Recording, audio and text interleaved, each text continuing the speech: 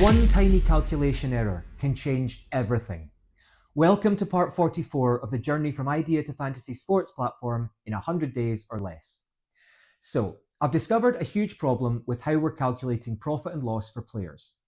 We have this system where users can buy more stakes in the same player, and as long as the total investment doesn't exceed 20% of their team's value, it keeps everything fair. And that part works fine. But the issue comes when we try to show profit or loss on those players.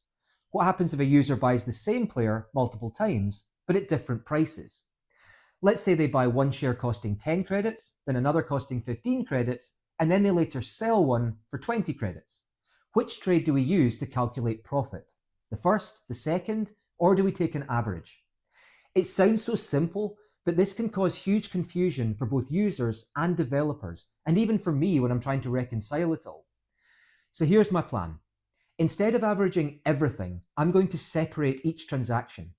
That means every time a user buys stakes in the same player, it'll show as a new row in their profile table, each with its own purchase price and profit or loss displayed individually.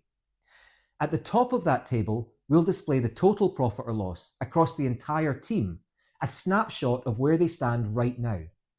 Now, that won't show overall profit or loss since day one, but it's transparent enough for users to see their full transaction history, and if they really want to, they can go back through it and calculate manually.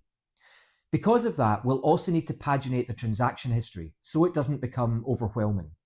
It's not the simplest solution, and it'll definitely increase build costs, but I think it's worth it. At the end of the day, clarity and accuracy always come first. So this will be a fun conversation with the developers, and by fun, I mean expensive. Like or subscribe and join me in part 45, where I'll start looking at the platform as more of a business than just a product, covering things like intellectual property, the business model canvas, and more.